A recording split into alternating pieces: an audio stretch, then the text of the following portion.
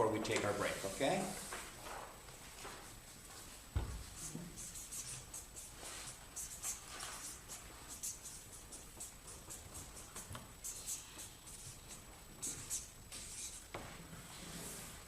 As I said, intensive thinking comes from thermodynamics, the science or the circulation of energy. And it basically has to do with the basic concept of fuel.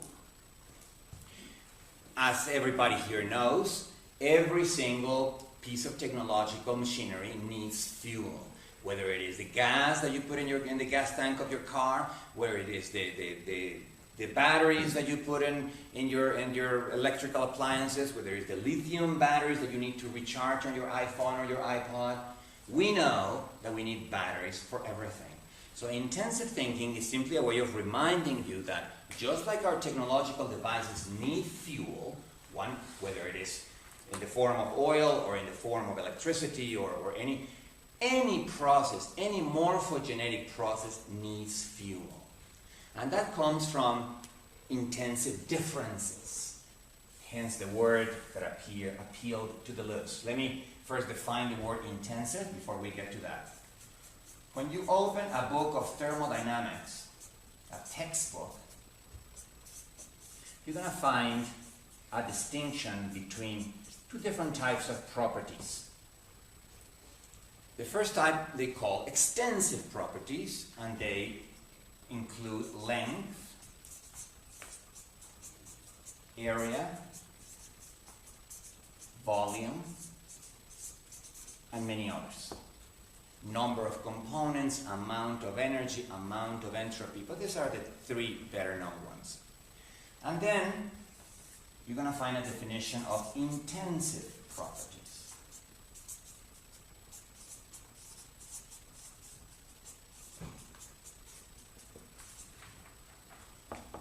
Which includes speed, temperature,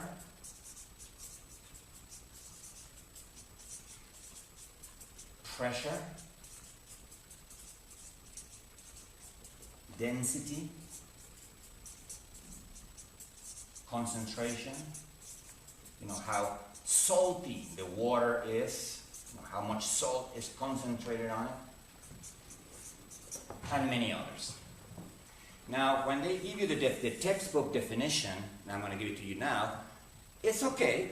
It establishes one difference, but this is where a philosopher needs to come in to really find what's significant about this. The textbook definition goes like this. Extensive properties are easy to divide spatially, whereas intensive properties cannot be divided. Let me give you an example. Imagine that you have a wooden ruler that's 1 meter long, and that has a length, an extensive property. And you divide it into two parts, you cut it.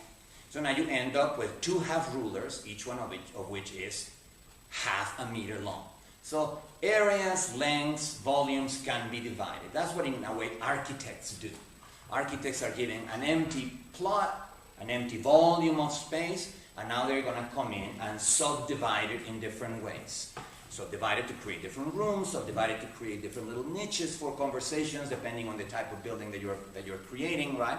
And you're dividing it both in this direction and in that direction, in different floors. And in a way, architecture is the art of artistic or creative subdivision of extensive properties. Intensive properties, on the other hand, and this is the textbook definition, cannot be divided. Think, for instance, that you had a gallon of water in a container, and say that you took a thermometer, you put it in, and you make sure that that gallon of water is at 90 degrees centigrade. I'm just making that up, right? And now you divide that gallon of water into two half gallons. Well, the extensive property, volume, does divide. Now you have two half gallons. But when you use your thermometer to measure the water in each of the two containers, it's not going to be 45 degrees each, right? If you began with 90 degrees temperature, you would say, well, you divide it into two, each one is going to be 45 degrees of temperature, but that's not going to be true. When you subdivide it, you're going to find that each one is still 90 degrees of temperature. Temperature doesn't get subdivided in space. Neither does pressure, neither does speed, neither does density, neither does concentration. That is the standard textbook definition. Deleuze, however, he mentions the definition, but then he goes, he goes beyond that. He says, there's more to this than just that. That may be the definition that makes a thermodynamicist happy, but that is not a definition that makes a philosopher happy. And so he adds two more philosophical aspects to this. Number one, intensive differences, and notice the word difference again here,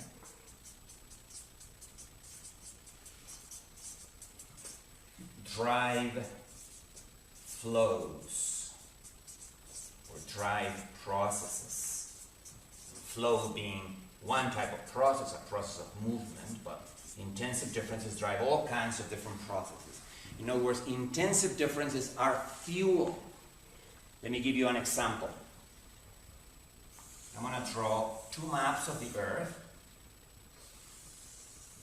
That was supposed to be a circle, by the way. Now here I'm going to draw a map of the Earth using extensive properties, areas, lengths, and so on. Now, since I cannot really draw very well, I'm going to draw Mexico, which is really the only country that matters. That's Central America, that's South America, then you go over here, you find Florida, and then the rest of the United States, right? That is an extensive map. It's in terms of the lengths of coastlines, the areas occupied by different countries, the volumes of airspace that country considers part of their sovereignty. All extensive. And as extensive properties, they are essentially divisible. That is why we can make frontiers. Right? So the Mexican frontier today is right there. Of course, everybody knows that our frontier used to be all the way over here before somebody stole half of our territory.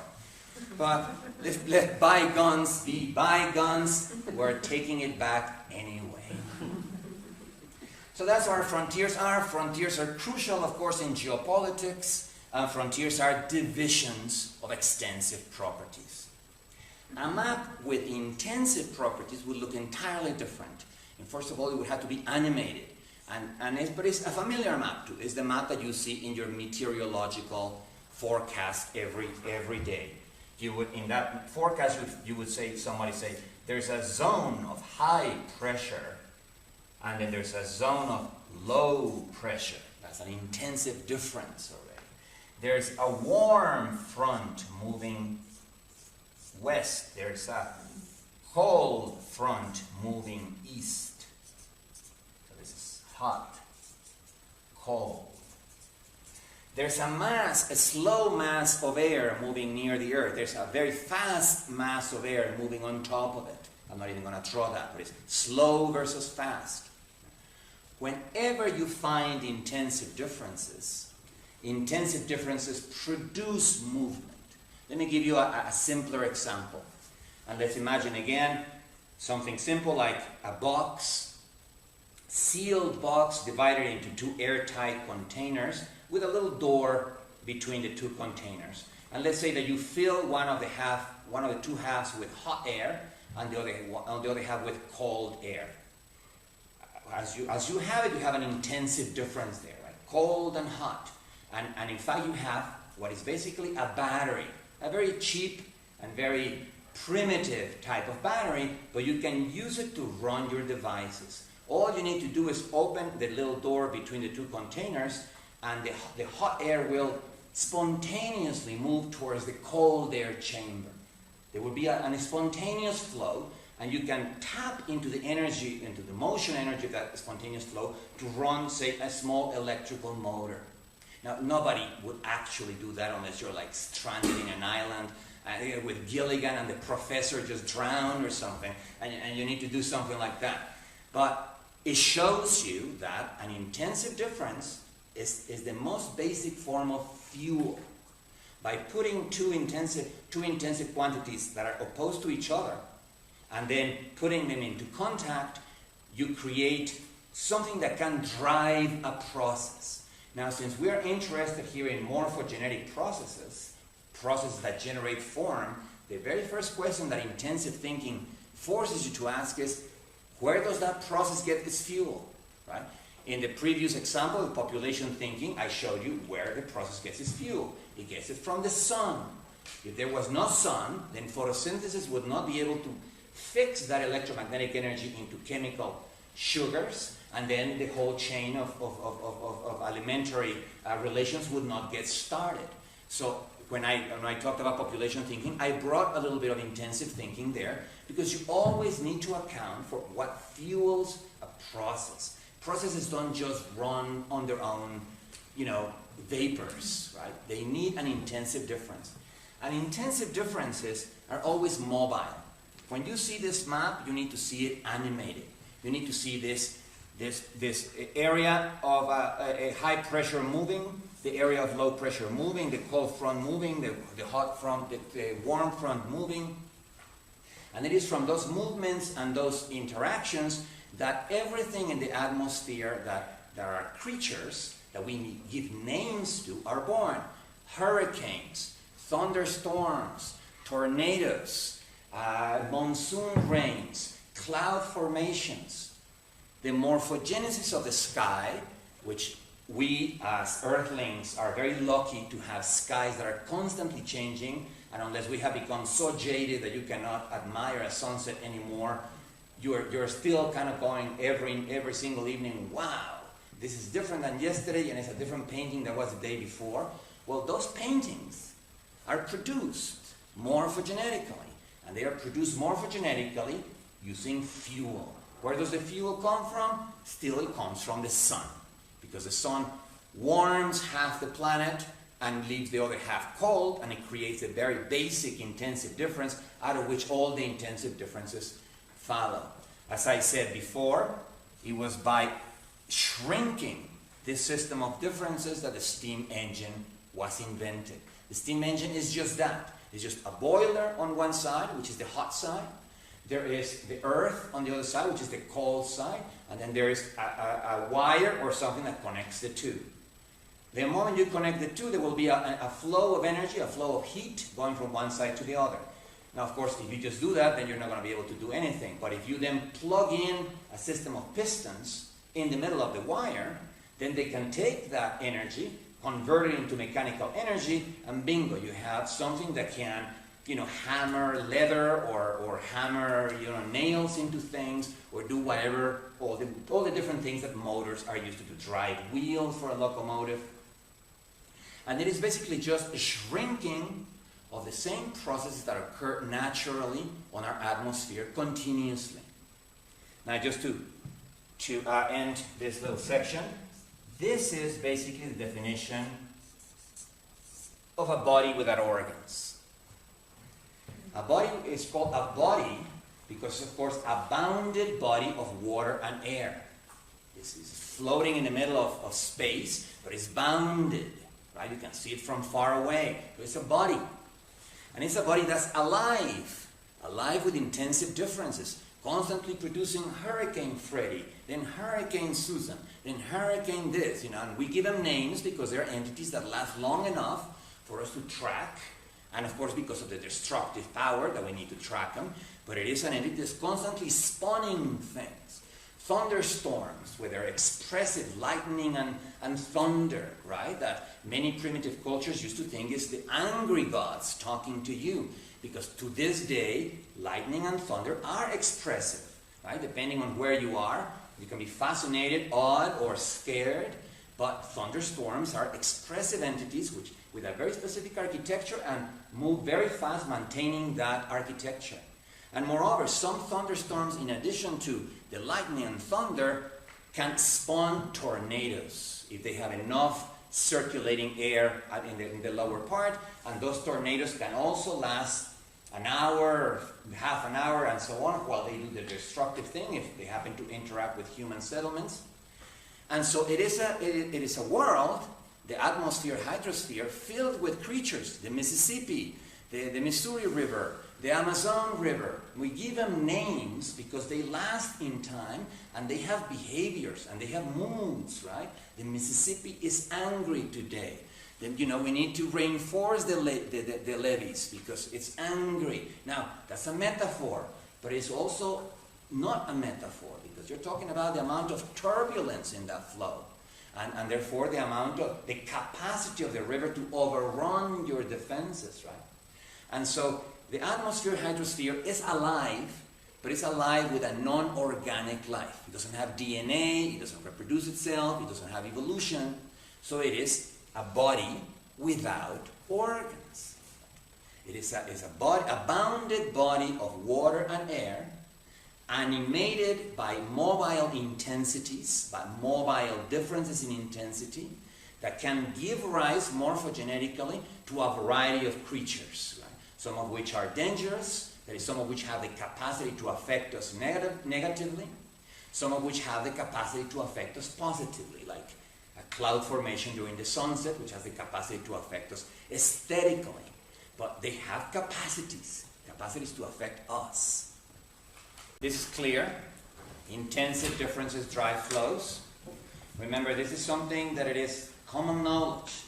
When you buy a battery, you know, a Duracell battery for your, you know, electrical appliance, it is a commodity-sized intensive difference. It is a chemical intensive difference in terms of the concentration of certain metals and certain substances. A typical battery is a sandwich of different substances, and so it's a chemical intensive difference, but it's an intensive difference. Just about anything that we use as fuel today is an intensive difference. And intensive differences are everywhere. They are in our bodies. This is what drives many of the processes in our bodies. They are in our industries. They are in nature out there. So for every morphogenetic process that you can think of, the very first question that you need to think about is, what is driving that process? What is fueling that process? But also think about the fact that the word difference is here. Again, considering that Deleuze is the philosopher of difference, right? Difference and repetition. Clearly, he was drawn to intensive differences because they are not just external differences, like the difference between this and this, which is just a difference in a kind of external, doesn't do anything. An intensive difference is a productive differences. Is the kind of differences that are there at the root of morphogenesis. So clearly, just like he was very into Darwin for stressing the role of variation, of heterogeneity in driving evolution, he is very interested in thermodynamics for the role that intensive differences play in driving processes. And for the type of material, the kind of body without organs that he talks about, which is, as when you read the definition of body without organs, is a bounded body of matter and energy animated from the inside by mobile intensities. Deleuze, early on, in Difference and Repetition, it gets rid of the term intensive difference and simply talks about intensities, because he says every intensity is a difference. So to talk about intensive differences is redundant. I mentioned yesterday how sometimes I disagree with Deleuze in the way he shrinks words, how he shrinks capacities to affect and be affected to affects. I think that is confusing, just confuses people. And how much, how many seconds are you shaving off your discourse by going from capacities to be affected, capacities to affect and be affected, that's pretty fast, to affects. Yes, it's a couple of seconds faster, but for you, for the audience, who's going to have to try to digest this, it's going to be a couple of hours of waste. So he does the same thing with everything. He shrinks and condenses. It's almost as if you wrote with this undifferentiated, almost like with eggs. Every paragraph was an egg. He's expecting us to unfold every egg into a reptile, every egg into a chicken, every egg into an animal, by bringing a bunch of resources ourselves and then unfolding his paragraphs. And I love that idea because obviously to write with eggs, to write with bodies without organs, right? It's a new style of writing. And then it forces the reader to bring a lot of himself or herself to actually make those organs develop and make that meaning come out of that paragraph. But my question is, how many readers can do that? Of 90% of the readers of Deleuze are not capable of unfolding those paragraphs like that. Now, Deleuze might have thought, well, if we had to wait 400 years or 300 years to understand Spinoza, they can wait 300 years to understand me. No, we can't.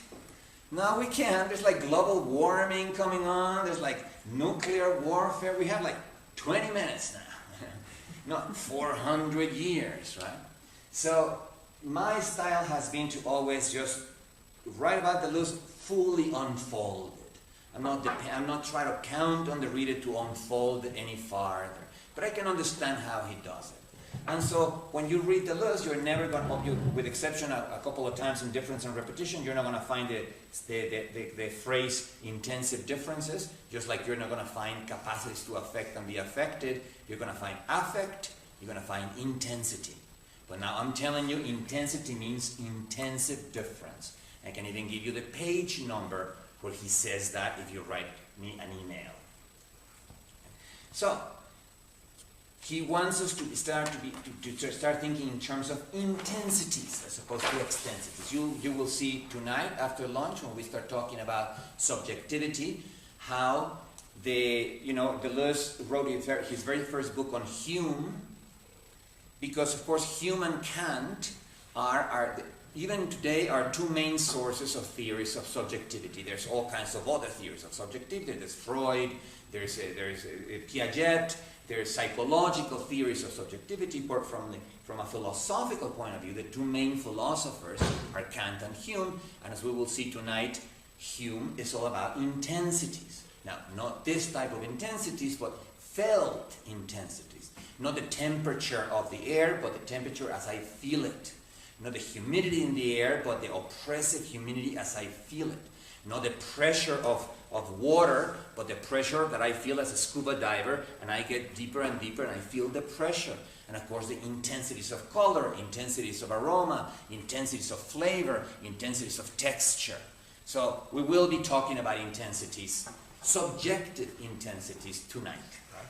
But I needed to present objective intensities first because they were here before we were here. This intensive difference have been driving processes all the way till the beginning of the Big Bang. In fact, that is how the universe was born. Out of successive, and this comes to our second point, intensive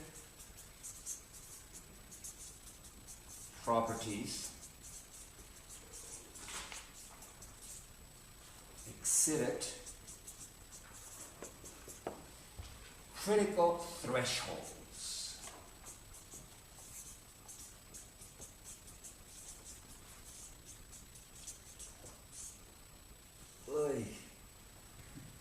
That word is thresholds.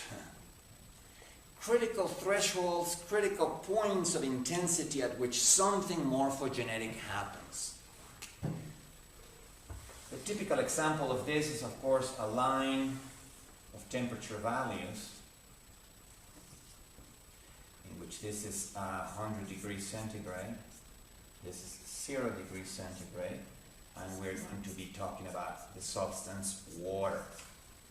This is, of course, temperature. Now, everybody knows, and I mentioned it yesterday, that there are many points here, 99, 98, 97, 89, 85, and so on, which are entirely ordinary, in the sense that nothing happens at 80 degrees of temperature. Liquid water stays liquid, right? Nothing happens at minus 10 degrees centigrade. Ice stays ice. Nothing happens at 120 degrees centigrade. Vapor stays vapor. However, at those specific singularities, remember what the word singular means. Singular means special, remarkable. Something remarkable happens. Something morphogenetic. Water, which is a type of architecture, liquid architecture, becomes solid. And so we go from liquid to solid to gas, which are three phases or three modes of organization in which water can exist. And they are always mediated by special, remarkable singularities, which are these singularities or critical points of intensity. Extensive properties don't have that characteristic. There are no critical lengths. Well, in fact, there are critical lengths, but always when associated with something intensive. You can add, volumes, and you end up with a larger volume, and you keep adding it, and there is no real change from quantity to quality. Whereas here, at every one of those points, there is a change from quantity to quality. Right? This is something that Bergson, one of the main influences on Deleuze, stressed a lot. In other words, you change the quantity of temperature, 1 more degree, 1 more degree, and for a while nothing happens. If you are at 90 degrees temperature, and you change it quantitatively 1 more degree, you end up with 91 degrees temperature, nothing happens. There was just a quantitative change. But if you are at 99 degrees and you add 1 more degree, a change in quantity now has become a change in quality, because water now has become vapor. Right?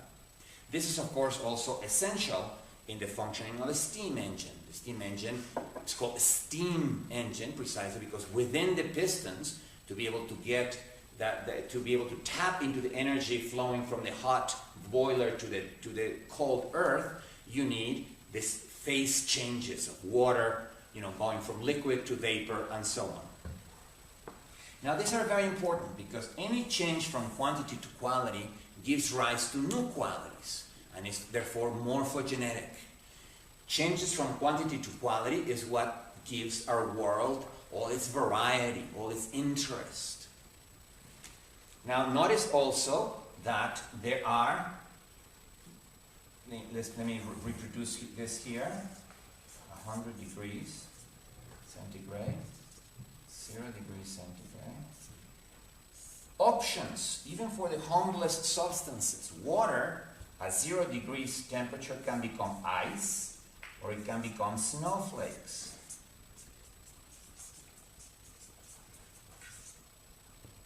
Ice is a solid architecture that is relatively boring, right? You can make it less boring by creating ice sculptures, with a chainsaw or something like that. But an ice cube by itself, you examine it under a microscope, it's just a repetition of hexagonally shaped crystals, one after the other. There's repetition, but there's no difference. And so Deleuze considers ice because it involves repetition, the repetition of crystals, but it shows you this is the kind of repetition that it is unproductive, precisely because it doesn't have difference. But when you consider snowflakes, every snowflake is different than every other snowflake. They still have the hexagonal symmetry, where some of them have big dendrites, dendritic growths at the end. Others, maintaining the same symmetry, actually close the thing with a hexagon and may even close the second string with a hexagon, having perhaps a few dendrites pointing out like that. And every snowflake is different from any other snowflake. So now we have there difference and repetition. The repetition of the hexagonal symmetry, but with an added difference. And that's the kind of morphogenesis that we're interested about. The one that includes both difference and repetition. Variety. So it is like a melody that jazz musicians are improvising on and are changing to the point where the original melody is not anymore a kind of pattern to be followed, but the melody is the variation. The melody exists in all its different variations by all the different musicians, and that is what the real melody is, not the original melody you began with. So difference and repetition together produce very interesting types of morphogenesis. What is important here is that they all happen at critical points of intensity. Now those critical points of intensity occur in a variety of contexts. Not only here. There is, for instance, another series which now has to do with what is called manners or regimes of flow.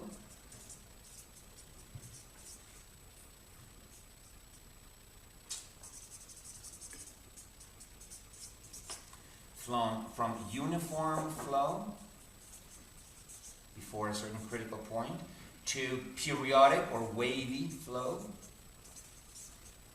to turbulent flow.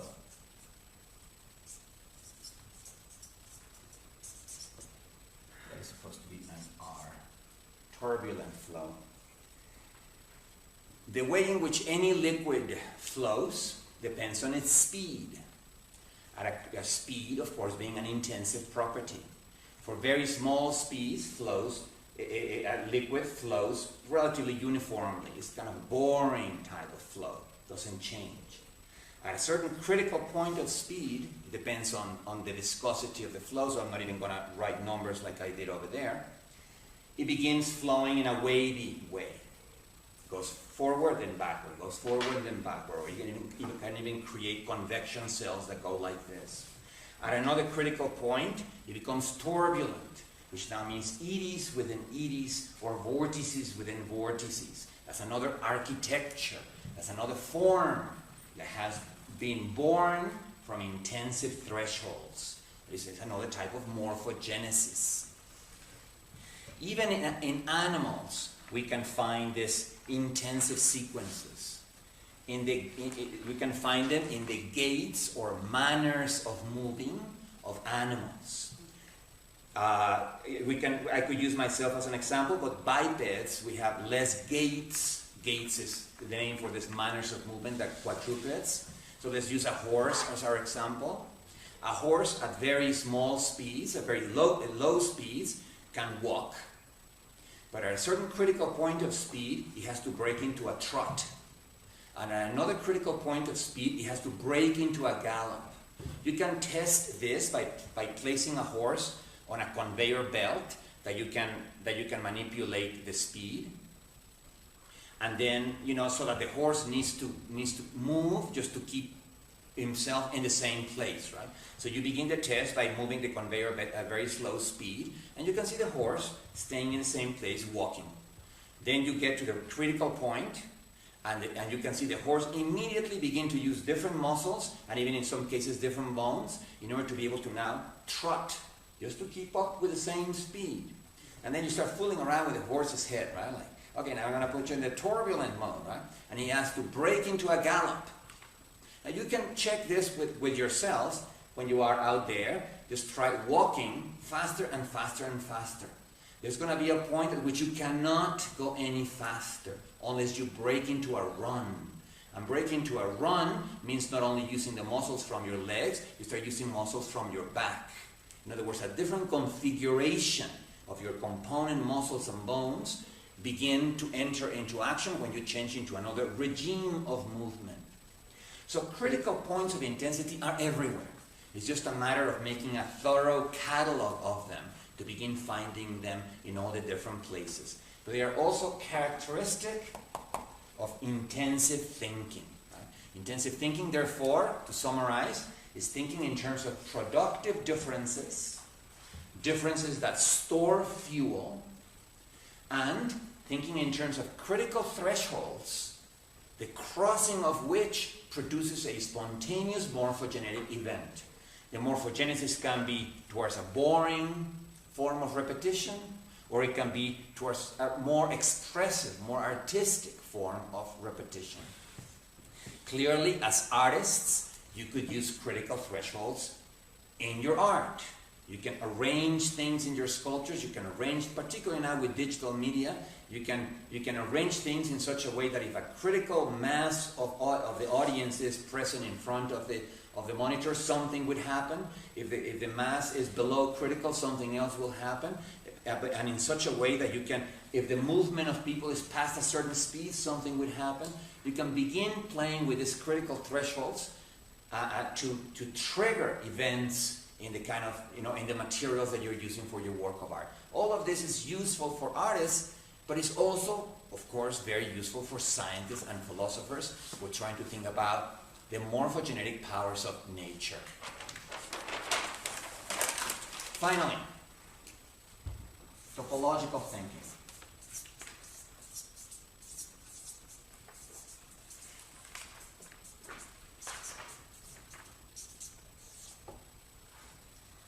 Now, topological thinking is used by Deleuze mostly to think about all those possibility spaces that we were talking about yesterday. I'm going to repeat a little bit of what I said just to refresh your minds. Yesterday I said that in addition to properties, all those material entities that I claim exist independently of our minds possess, in addition to properties, extensive and intensive, possess capacities and tendencies, right? I used the example of a knife yesterday because it was the most obvious one. A knife can be sharp or not sharp right now, and it's either actually sharp or it's not actually sharp. But its capacity to cut need not be actual. So Deleuze then coins a word, or rather borrows it from Bergson, because that's where the word comes from. Bergson being, of course, a philosopher from the early 20th century who was extremely famous until he got into a debate with Einstein and lost the debate with Einstein. Now, this is my advice. If you're going to get into a debate with somebody, don't get into a debate with Einstein. It's the easiest way of ensuring that you're not going to do very well later on. Bergson had to be resuscitated or revived by Deleuze in a book called Bergsonism, because after the debate with Einstein, he totally lost it. He forgot that speed has critical thresholds. All Einstein was trying to say is, you know, is that famous example of the two twins. Remember, the two twins on Earth, they're identical twins. One gets into a spaceship that's going to go at closest speed of light. The other one stays on Earth. The guy that goes at closest speed of light then comes back, and when he comes back, you know, they both were 18-year-olds when the first one departed. When that one comes back, he's only 19, and his other twin is already in his 80s, right? It's like, what happened to you? I mean, I told you to stop smoking. And the reason why is not because there was some kind of miracle happening in the ship, it's because there are critical thresholds of speed. The faster you go in speed, particularly relative to the speed of light, the slower every oscillator begins to pulsate. By oscillators, I mean the atoms out of which the spaceship is made. Remember, every atom has electrons going around at a certain period, so it's oscillating, it's vibrating. Every single cell in your body is vibrating, not necessarily vibrating this way, but it has a metabolic cycle that goes either once or twice or 3 times a day, right? And everything that oscillates or vibrates, there's an intensive effect of speed at which the faster you go, the slower these oscillators begin to vibrate. So the twin that goes in the spaceship begins to oscillate slower. Every single atom begins to vibrate slower. Every single cell begins to have a slower metabolism. So there is an actual objective effect on the aging process due to speed. Right? This is one of those intensive effects that we discovered at the beginning of the 20th century, first theoretically. Today we have proved it, not with twins, of course, nobody has done that, but with the only objects on Earth that go close to the speed of light, particles in a particle accelerator. In a particle accelerator, you have to take into account this slowing down of vibrations when you design the particle accelerator, because they are a true objective effect. So it accounts for the fact that the second twin doesn't age as fast. Bergson didn't believe that. Bergson thought that it was just a subjective effect. His argument was, you know, it's the same thing as when you think about space. When someone is talking to you, and you're talking person to person like this, and then that person goes away, it's just going to seem that it gets smaller in size, right? As it gets farther away, there's that optical effect that seems like it's getting smaller in size, but you never think that the guy is actually shrinking and becoming a midget as he goes away, right? You're expecting that that's just an optical effect. So he said the same thing is with time. The twin in the spaceship doesn't really age any slower. It's just a subjective effect of its being going, really fast, moving away from the Earth. I keep arguing that.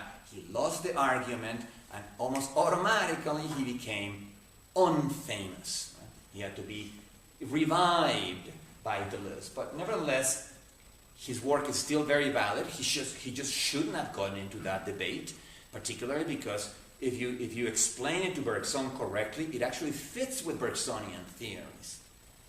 So virtual in Bergson's means real, but not necessarily actual.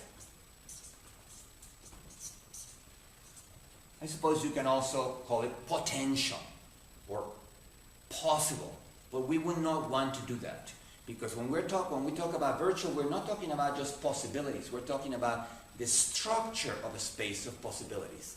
I gave you yesterday the simplest possible structure for a space of possibilities, the space for a bubble, for a soap bubble, which has a single singularity, a minimum of surface tension. That's the simplest possible possibility space. There's many possibilities. Each point in the space is one possibility, but it then has a singularity. It has a special point, the minimum of surface tension, which acts as an attractor, which is why soap film gets attracted to that point, and by being attracted to that point, ends up being a bubble, right? So, but there are, of course, spaces of possibility that are much more complex. Today, mathematicians are working on it, but it has always been mathematicians who have been working on this idea. So in order to be able to, if the virtual is that which is real but not actual, and we define the virtual as the structure of a space of possibilities, that is that which gives something that's not actual its reality, then we need mathematics, or we need some form of geometry to think about these spaces, because they are not real spaces, they are abstract spaces.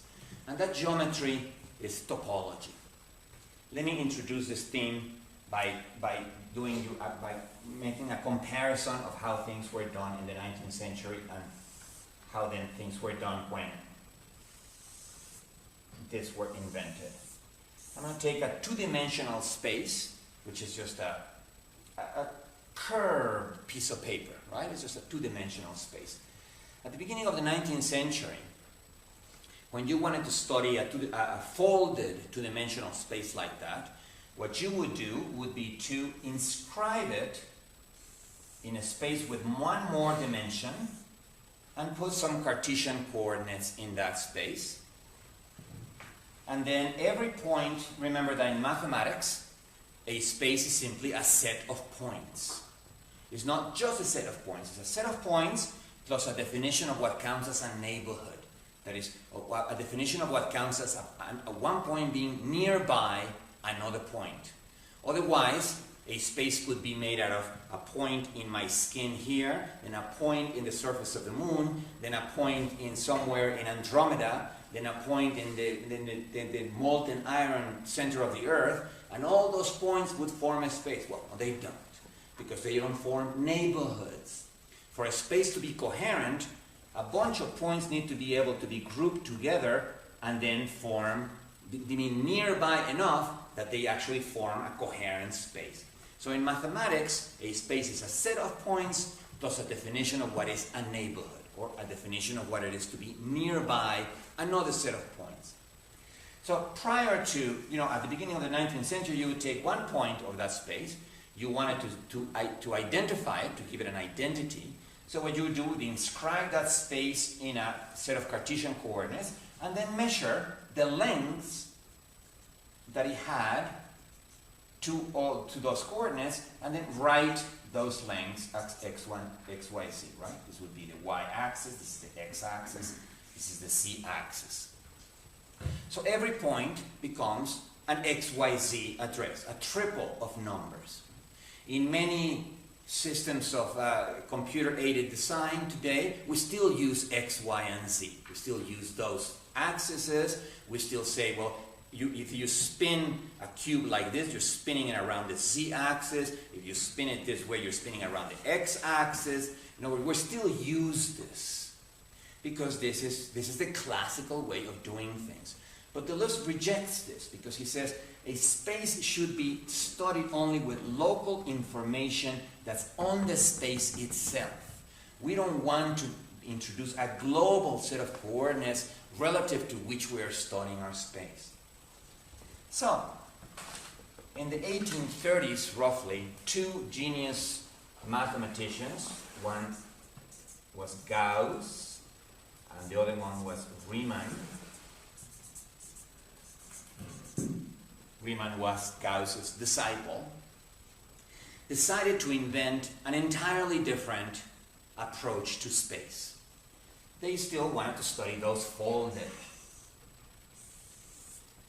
two-dimensional spaces. In fact, this is what Gauss did. He studied the two-dimensional case, a folded piece of paper like that. But what they wanted to get rid of is this ridiculous Cartesian coordinates. Why do you have to put the space inside a box in order to study it? Why can't I just use the space and study it in itself? But what can we use to do that? Well, what we can use is the differential calculus. I told you about the differential calculus yesterday, and I'm going to repeat my example again just to refresh your memory. We have a corpse with a bullet hole in his head. And what we want to know is at what speed was the bullet going right before it hit the guy in the head. That is, right before it killed him, at that very instant. In other words, what we want to know, because the forensic doctor might be able to use that in order to establish the distance that the killer was from the guy, and therefore to establish whether the guy knew the killer. If the killer was close by, then he might be something that the guy in the corpse knew when he was alive. If he was from far away, it might have been, he might not have even got shot on purpose. He might have been just a casualty of trying to shoot somebody else. So it's important for the forensic doctor to know that. For us, that doesn't really matter. For us, the only thing that matters is that we want to know the instantaneous value of speed at a particular point.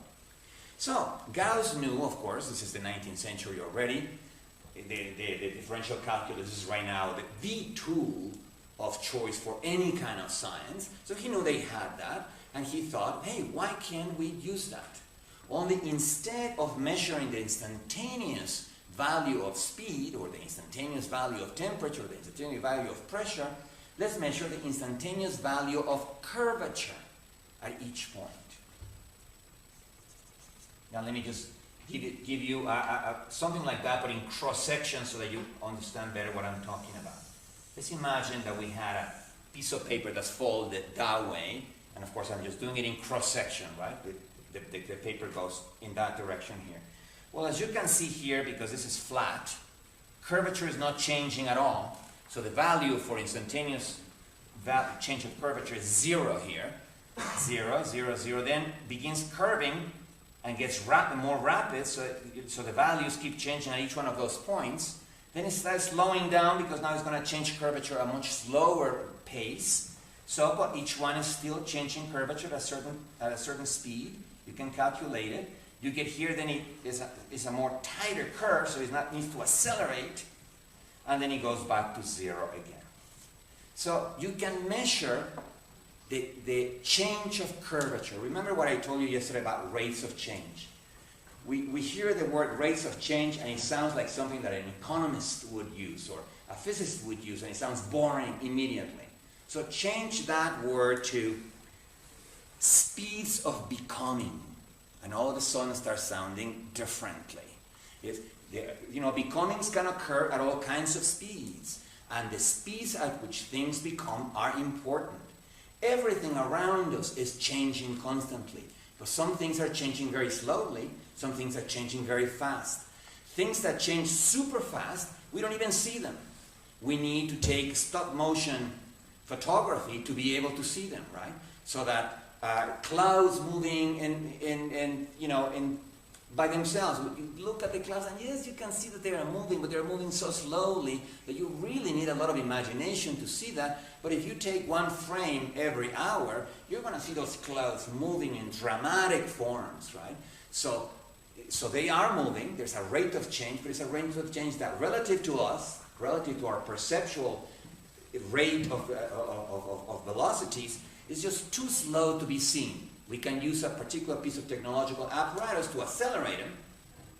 And then you see the drama of how clouds move. This is why fast motion shots of clouds almost inevitably look more dramatic than just clouds being seen by themselves. Other things change too slow. Well, I mean, sticking to this too slowly thing. A flower blooming. We almost never see a flower blooming. We see the pre-bloom button at night, then we go to sleep, we wake up the following morning, and there's the flower already bloomed. You almost never see it going through its motion, unless, of course, somebody does some stop-motion photography, right?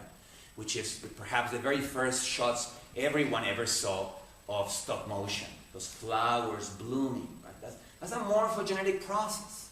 But it's a morphogenetic process that is the becoming flower of the bloom, but it's a becoming that is too slow for us to be part of our phenomenology. We can make it into a phenomenon by shooting one frame every hour and then playing the frames 24 frames per second. And you see all those flowers blooming, and it looks fantastic. You have made visible a becoming that was too slow for us to see. An even more extreme case is folded mountain ranges like the Himalayas or the Rocky Mountains. Folded mountain ranges like the Himalayas are basically the product of a clash between tectonic plates. In the case of the Himalayas, the tectonic plate on which India is embedded versus the tectonic plate on which Central Asia is embedded. Because of the lava flows that self-organize underneath them and that become a kind of self-organized conveyor belt of lava, they are moving against one another and they're clashing. And when they clash, the lithosphere, the very thin layer of rock on top of which we live and we call our land, begins folding, just like that, right? And as they fold, they rise, and that fold is what the Himalayas are. All the Himalayas are as beings is a folded lithosphere, folded by the clash of tectonic plates. However, if you use lasers to measure very accurately the heights of the different parts of the Tibetan plateau, you can realize, as has been realized by scientists lately, that certain parts of the Tibetan plateau are still going up 1 millimeter a year. Now that clearly is way slower than the flower blooming or way slower than the clouds moving around. Nobody will ever be able to see that. You need laser interferometry to detect it. Also, moving up 1 millimeter a year doesn't have any consequences for us. You know, Mao's armies, when they invaded Tibet, it's not as if the general went, Generalissimo Mao, you know, but the mountains will be 1 millimeter higher next year. We need to invade today. 1 millimeter, I think we can handle that. So it doesn't have any practical consequence, but it has a philosophical consequence. We look at the Himalayas as the perfect example of a finished being. A being that has been there forever and that will be there forever. You point it to your kids as saying, see, your grandpa and the grandpa of your grandpa and the grandpa of the grandpa of your grandpa saw those mountains where they were, and your grandsons and the grandsons of your grandsons will see that mountain. But if those mountains are still going up 1 millimeter a year, it means that they are still being folded. And if their being consists in being folded, that means that they are still becoming what they are. In other words, everything is a becoming. There really are no beings out there, except that very slow becomings to faster becomings like ourselves seem like beings, and we can treat them as beings for all practical purposes. Mao's army can cross the Himalayas even though they will be 1 millimeter higher next year. It doesn't make any practical difference for us. It doesn't make any perceptual difference for us. But if you use laser interferometry, you can bring that phenomena into our consciousness because they are still going up. They're still becoming what they are. Right? So speed matters because the speeds of becoming is what gives apparent stability to things around us. The same thing happens, by the way, with very fast becomings, like the bullet that we were just talking about. If someone in front of you gets hit by a bullet, all you're going to see is that the guy was talking 1 second, yeah, no, but I like this this quarterback better than, and all of a sudden he's dead, right? You don't see anything. But if you shoot that guy, not with stop motion, but with the opposite, now 700 frames per second or 1,000 frames per second, and you then play him back at 24 frames per second, you're going to see that bullet slowly going. You're going to see the opening of the wound. You're going to see the becoming wound of the wound, the flowering of the flesh. You're going to see the blood splashing, right? You're going to see pieces of brain kind of coming out. And I'm not going to go on and on and on because I'm grossing you out. And then you're going to see the guy slowly dying. You see the event, an event that is invisible at our regular speeds. So we can use technology to transform invisible phenomena, invisible events, either because they are too fast or either because they are too slow, to translate them at our speed and bring them to our speed so that we can actually see, oh wow, yeah, that's the becoming wound of the wound, and that is the becoming cloud of the cloud. So speeds matter. And having the differential calculus matters too, because it's a piece of mathematics that works with speeds of becoming. So, going back to mathematics. Gauss and Riemann thought, do we really need this awful thing over here, this extra space, this transcendent space, this global space from which we can determine the identity of the points? Or can we determine the identity of the points exclusively by their instantaneous speed of curvature, by the instantaneous rate of change of curvature at that point?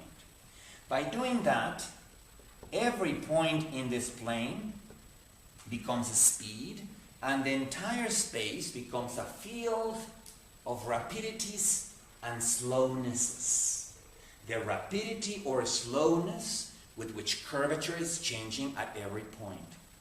And by reconceiving space that way, Gauss and Riemann completely revolutionized geometry, because they went from a geometry that was extensive to a geometry that was intensive. Now, this was done by Gauss in the 1930s. He solved the two-dimensional case. He passed the baton to his disciple, Riemann, who was expected, as any disciple, to just do the next case, to solve the three-dimensional case. Right? But Riemann was cocky. Riemann just went for the whole enchilada. And he solved not only the three-dimensional case, but the n-dimensional case, that is, spaces of any number of dimensions. Now, an n-dimensional space that is intensive, that is a field of rapidities and slownesses, is called a multiplicity or a manifold. That's the mathematical term. And Deleuze adopts the word multiplicity from there. Deleuze loved this because it got rid of the transcendent global set of coordinates. But that's just the philosophical consequence. There was an even more direct scientific consequence. This was done in the 1840s. As with most discoveries in mathematics, they lay fallow, in the sense that mathematicians know about it, but nobody else knows about it. Physicists didn't know about it until Einstein. Einstein, at the beginning of the 20th century, took some classes, or there were more kind of chats with an expert on geometry who told him about this. He was fascinated by it because he thought, boy, this could be applied to real space. This is not just about mathematics. In Newtonian science, the Newtonian version of the universe, every planet had an X, Y, and Z address. In his imagination, of course. And Newton believed that there was a set of Cartesian coordinates somewhere out there. Those were called absolute space. Of course, those Cartesian coordinates, I don't know exactly how he imagined them. It's sort of like, today we kind of laugh about it. It's sort of like thinking of the North Pole as having a, candy striped, pole or something. And you get, oh yeah, we're finally at the North Pole. So I don't know if he thought that if you took a spaceship and you try to find it, you would actually find the Cartesian coordinate, to the left, to the Cartesian coordinates. Okay, let's go there, Mr. Spock, take a left. Einstein realized, hey, wait a minute, it is impossible that we will ever find a set of Cartesian coordinates out there giving us the absolute reference for all the ascriptions of space position for all the different planets. That's what his theory was called, relativity. He got rid of absolute space, and he said, let's use Gauss and Riemann's geometry for the universe. Gauss and Riemann geometry works exclusively with local information, how the curvature is changing at each one of these points. Now let me change pages so I can show you what Einstein did. Einstein began to think about real space, about outer space, in these terms. Real space can be curved, and what curves it or fails to curve it is the amount of gravity of objects around it. In other words, space is not just a container, like a box, where you put planets and you put stars. Space is shaped by its very contents. So huge stars will bend space more, smaller stars will bend space less, and space is really this folded, three-dimensional entity. And to prove it, he said, well, let's think about this. Let's take Earth. Again, Earth identified by Mexico. What other country could we possibly use for that, right? Let's put some islands here just to be fun. And let's say that the sun is over here.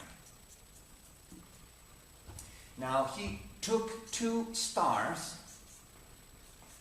that astronomers had seen for the longest time, and astronomers knew that there's a certain distance between the stars, let's call it x, that you could, particularly when you see them at night, you could see the two stars, and then you could measure with an astrolabe or using some astronomical instrument, you can measure the distance between the two, and astronomers for a couple of centuries were sure that that distance was x.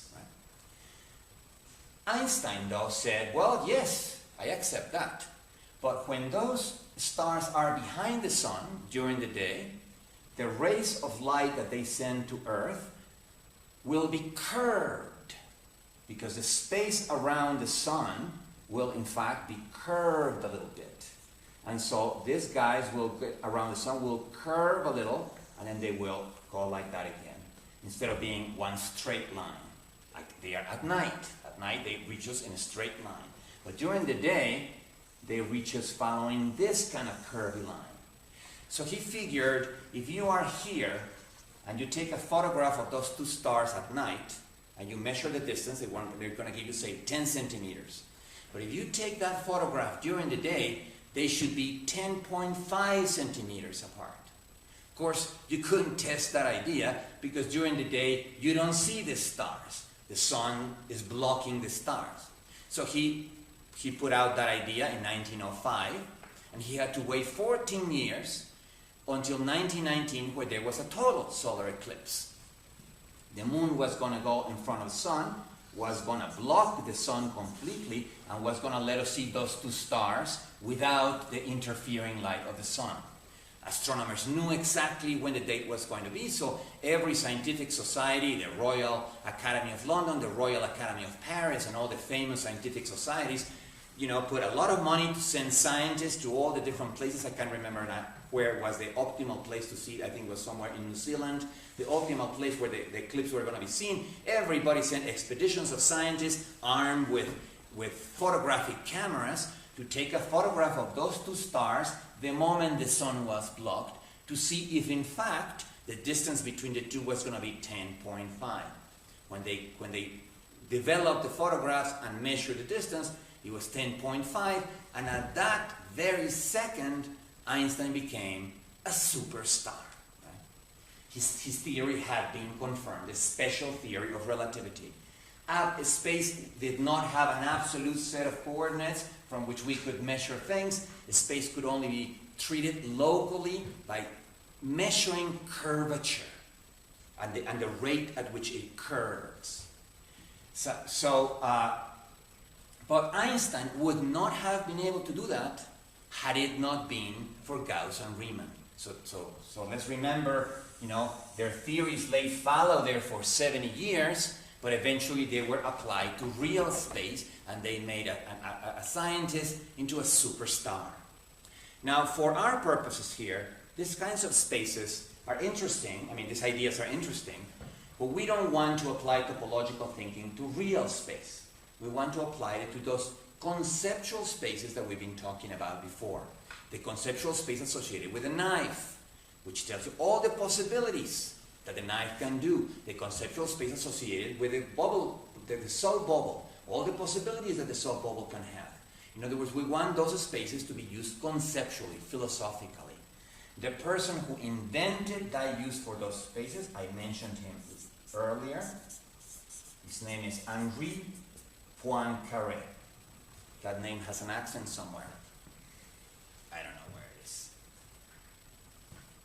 Boy, we have 20 minutes. Okay, Henri Poincaré. Henri Poincaré, as I said yesterday, was one of the greatest mathematicians of the late 19th century, early 20th century. In fact, he is co-credited with the theory of relativity with Einstein. Einstein is the famous one, but Poincaré had already thought this idea before Einstein. It's just that they did not communicate. Einstein at that time was very young. He was working as a clerk for a patent office, so he was the opposite of famous. Poincaré was super famous, was much older, and he had already worked for the French government and had positions in all kinds of ministries and so on. He was friends with politicians, he was friends with generals. And so they both invented the theory of relativity separately. But Poincaré invented something else. He invented spaces of possibilities. He said, if we need to think about the virtual, that is something that is real, but it's not actual, then we're going to need to think about how those possibilities are structured. We need to think about in terms of singularities. So he invented a notion which he called phase space.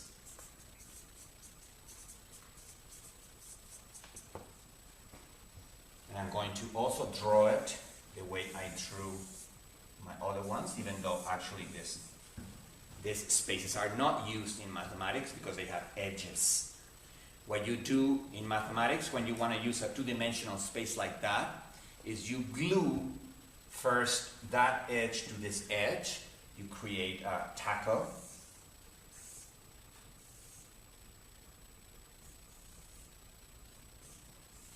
Right? You first glue those two edges, and then you glue this edge to that edge, so you end up with a torus. You end up with a donut. That way you eliminate the edges. Because the edges is almost like when people thought that the earth was flat and had an edge, and the ships were all going to fall out into space. Edges introduce artifacts. And so you normally get rid of those edges by doing that. Now, I'm not going to be able to be drawing toruses all the time, so I'm just going to be drawing my simple drawing over here. So first, he began studying soap bubbles, crystals, and things like that, and found out that all of them had a simple singularity, which he called an attractor. He called it an attractor because, well, okay, let me explain this a little better. Let me explain, first of all, how you create phase space. Number one, phase space, by the way, is a way to study the possibilities open to a dynamical system. It can be a soap bubble, it can be a pendulum, it can be a steam engine, it can be a thunderstorm, it can be anything that's dynamic. Right? So the very first thing you need to do is identify the relevant ways of changing. Here comes that word again, change. If we're going to be using rates of change, we need things that change of a system.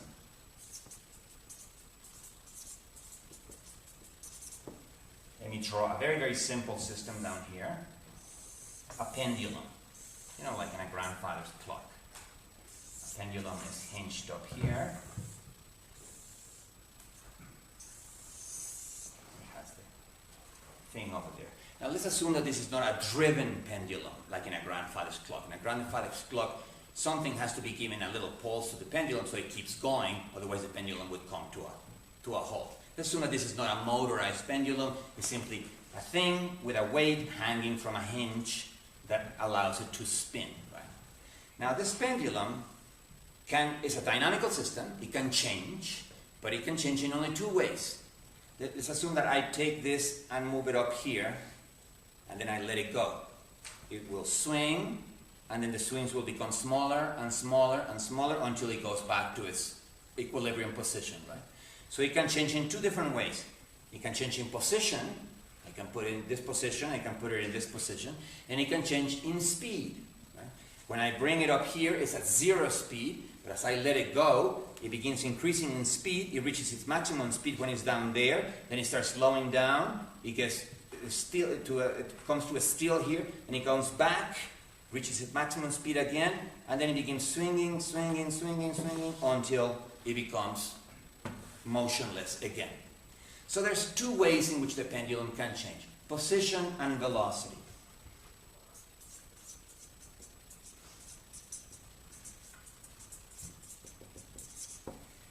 But you can say, but hey, wait a minute, the pendulum can change in many, many other ways. I can take some day-glow green paint and spray some graffiti on it. That'll be a change, right? It'll be different than the original pendulum. I can also glue a stick of dynamite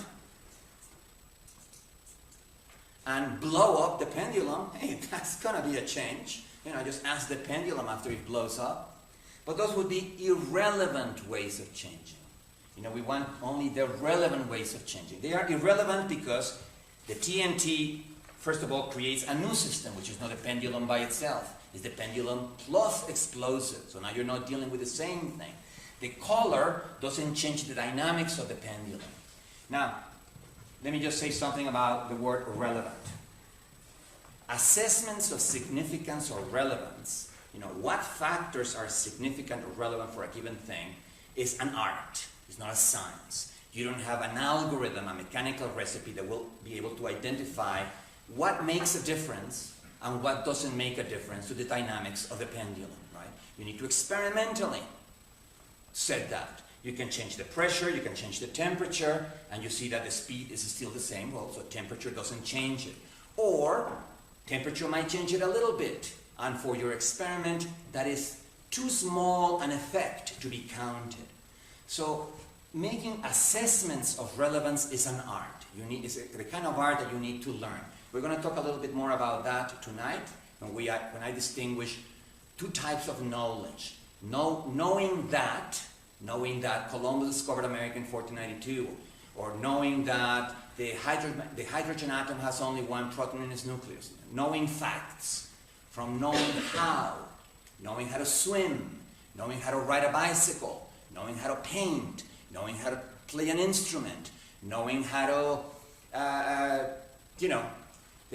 knowing how is skills, is embodied knowledge. It's entirely different than knowing that.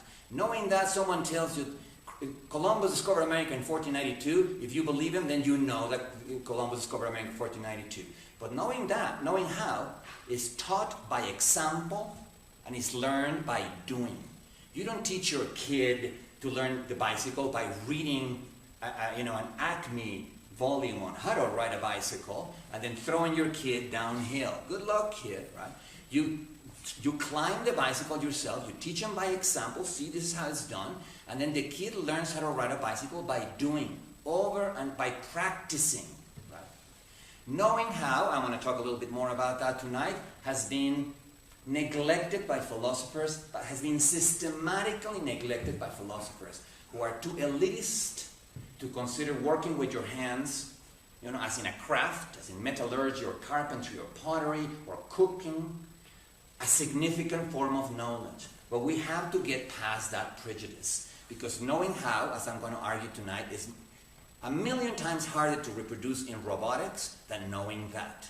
It's so much easier to create a computer that pretends to talk and to understand sentences and pass the Turing test by pretending to be human, than to create a computer that you can teach it how to swim, that you can teach it how to ride a bicycle, that you can teach it how to play the piano, that you can teach it all the things that you can teach a human being. Knowing how is the hard part. But because knowing how is typically done by artisans, not by elite scientists, is disregarded by philosophers. The only philosopher that has not done that is a philosopher called Gilbert Ryle. I'm going to write his name when we come back tonight, because this is going to become crucial tonight. Spotting relevant ways of changing is know-how.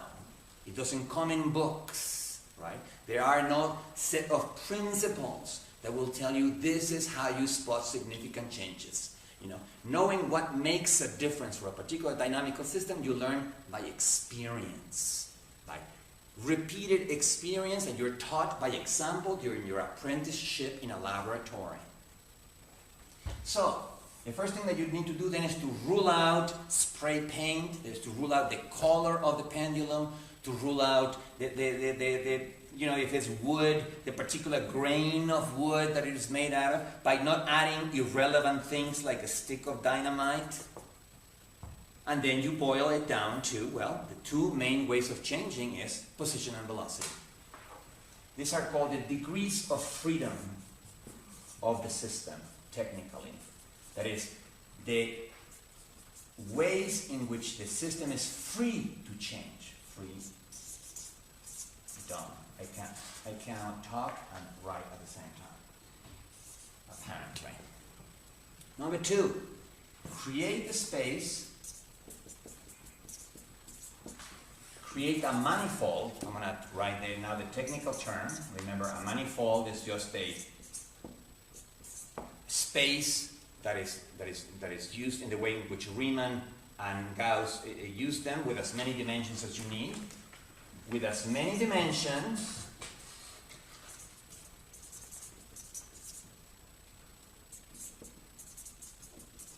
as degrees of freedom.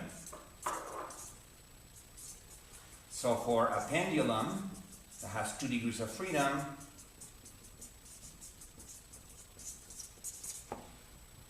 you need a 2-dimensional space. Finally, number 3. A state of the system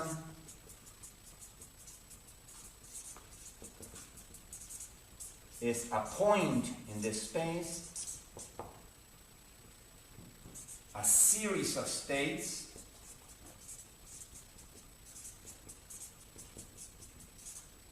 equals a trajectory or a series of points in that space. So what Poincaré then did is giving us a way of thinking about the space of possibilities, in this particular case of the pendulum, or the space of possibilities of anything, as long as you can identify the relevant ways of changing.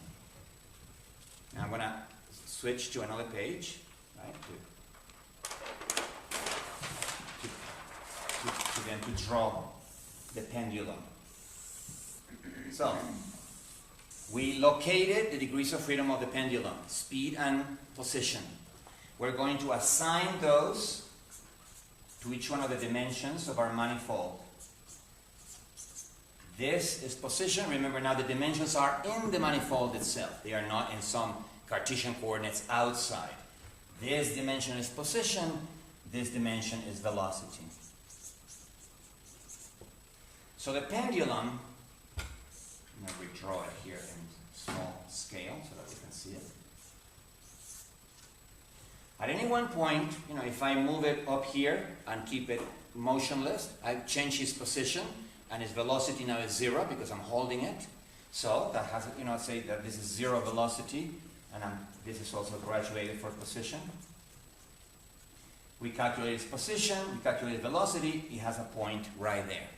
That is, any one particular state of the system becomes a point in phase space. Now for a two-dimensional entity like a pendulum, this becomes almost obvious. But think of something like a bicycle. A bicycle can change in at least 6 or 7 different ways. Each one of the 2 wheels can rotate. That's 2 ways of changing. Then there is the handle that can rotate in a different way. That's 3 degrees of freedom. Then there is the pedals that can rotate also independently, particularly when they are disengaged from the chain. Then there is the connection of the change to the pedals to the following thing. When you measure all the different ways in which a bicycle can change, you end up with 6 relevant ways of changing. Again, disregarding the color of the bicycle, disregarding the height of the bicycle, disregarding all kinds of things that are irrelevant for studying the dynamics of a bicycle. So a bicycle would have a 6-dimensional space. We cannot draw a 6-dimensional space, but mathematicians can handle spaces with as many as infinite number of dimensions. In quantum mechanics, what is called Hilbert space has an infinite number of dimensions, and mathematicians can handle that with no problem. So, but because we want to draw these things, let's stick to that. The point of the example of the bicycle is that a particular state of the bicycle, with the wheels rotated just so, the handle rotated just so, and everything in just so position, would also become a single point in that 6-dimensional space. So you're trading the complexity of the object for the complexity of the number of dimensions. But any object whatsoever at a particular point in time can be reduced to a point in that space. Now, as the pendulum swings, or as the bicycle moves and its wheels spin, the point will change, and as I said here, a series of states, right? A series of states becomes a trajectory. And so you will here. It will be a series of points, different states, and if you join them together, there will be a trajectory. So a particular history of the bicycle, a particular history of the pendulum, that is a particular episode in its life, becomes now a trajectory in phase space. So far, so good. So far, it's just a representational device. So far, it's just a way of making visual something that was more embodied and slightly more complex to understand. If that's all Poincaré had done, this would not be a big deal. Let me just draw another, because it's the same space with position and velocity. Now, what would this pendulum look like if I move it up here and I let it go? Right? It's going to have its widest swing, then every swing will be less wide than the one before. Swing, swing, swing, swing, swing, until it comes to a rest. Right? In phase space, that would look like that. The wider swing would be like this. Then a smaller swing, then a smaller swing, then a smaller swing, until it comes to a rest. Right? We are assuming that this is zero velocity. And these are different positions for the pendulum. So you have, Poincaré then allowed us to visualize dynamical things, becomings, as trajectories in a space, which was a very interesting thing. We want to deal with becomings, we need instruments.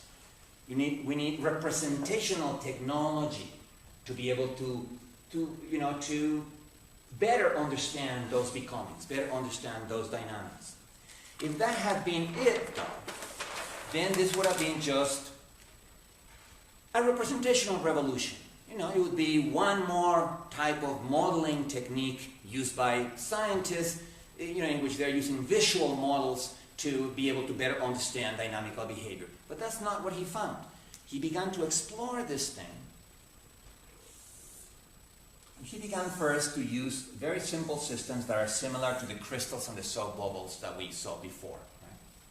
Right? And I can't remember right now what his system, but it was something that he could manipulate the starting point and then see where it goes, where it tends to go.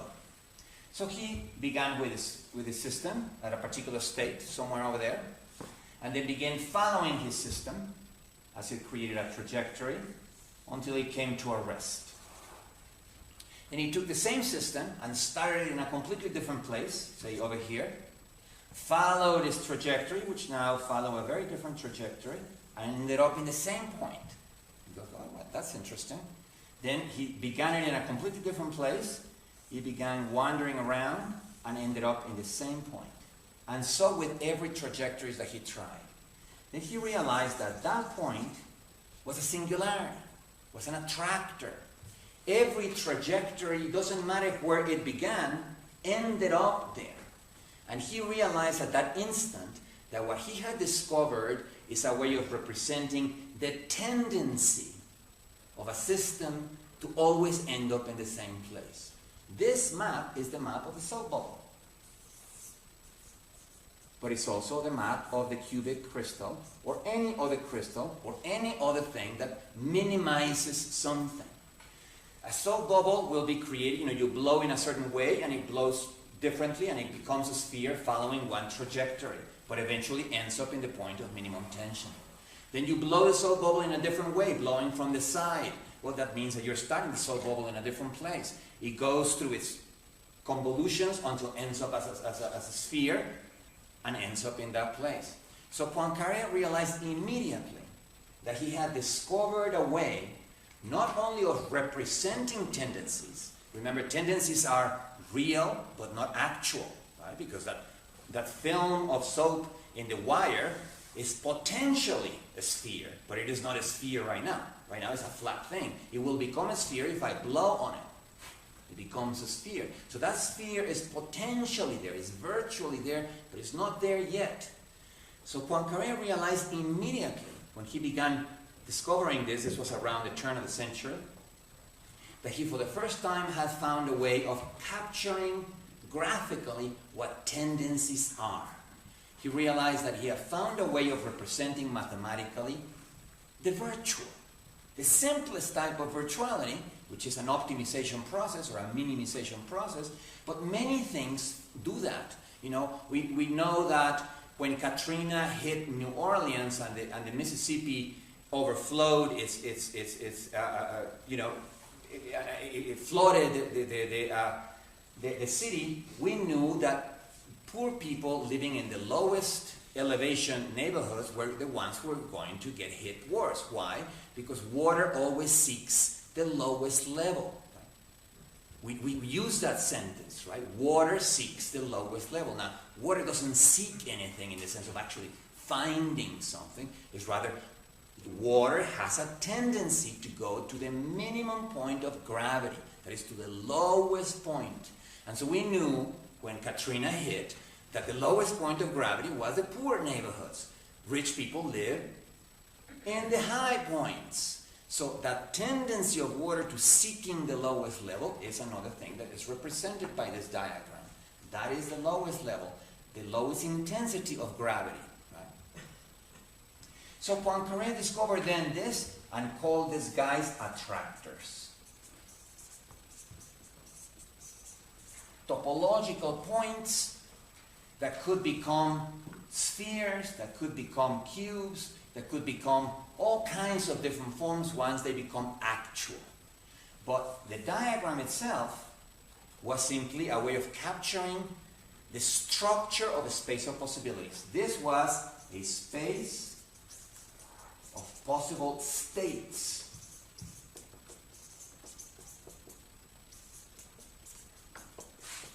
That's what phase space is. It's a space of possible states, given the relevant factors, of course, right? Given that we have already narrowed down what makes a difference and what doesn't make a difference. Every single point in this space is a possibility. But we don't care about all those possibilities. If every trajectory is going to end up over there, well, then the only thing that we should care about is that guy, right? And that facilitates our thought about these spaces, because now we just have to concentrate on the structure of the possibility space, not on all the possibilities, which can be infinite. Perhaps not for the soap bubble, but for many other things. Let me give you just a very simple example. Everybody knows that proteins and enzymes in our body, which are necessary for digestion, necessary for respiration and so on, are long chains of amino acids. We talked about that yesterday when we talked about spider silk. An amino acid is a molecule, but we can consider it a single atom if you want to for this example. They are just chained together. Now, proteins draw from a repertoire of 20 amino acids. That is an entirely arbitrary number because there are more than 100 amino acids. Why life decided to use an alphabet of 20 letters, who knows? But that's what it is, right? So, mathematically, the way you measure, you have, for instance, a protein that's 10 amino acids long, and you want to know how many combinations can be formed if you start permutating or changing around the amino acids? Well, mathematically it's very easy to calculate that. It's the number of elements that you're using, 20 amino acids in this case, raised to the length of the chain, in this case 10.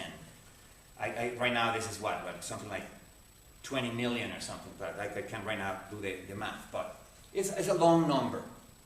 But now think about that. In other words, that's the space of possibilities for that protein, because all the possible combinations that it could exist in, right? Now, the smallest enzyme in our organism, not even hemoglobin or something like that, that's much more complicated. Even a very humble, tiny enzyme is about 300 bases long, which means that it's 20 raised to 300. Now, when you put that in your calculator, you can do it right now if you want to, put 20, raise it to 30, and your calculator is going to respond infinity. It doesn't even get that far. And that is the smallest enzyme in an organism, right? Now imagine something like hemoglobin or the enzymes that we use for digestion, which are 1,000 amino acids long. Well, the space of possible combinations is an infinity of infinities, right? So that goes to show you how important it is to be able to disregard all the possibilities and concentrate only on the structure, because most possibility spaces are infinite that way.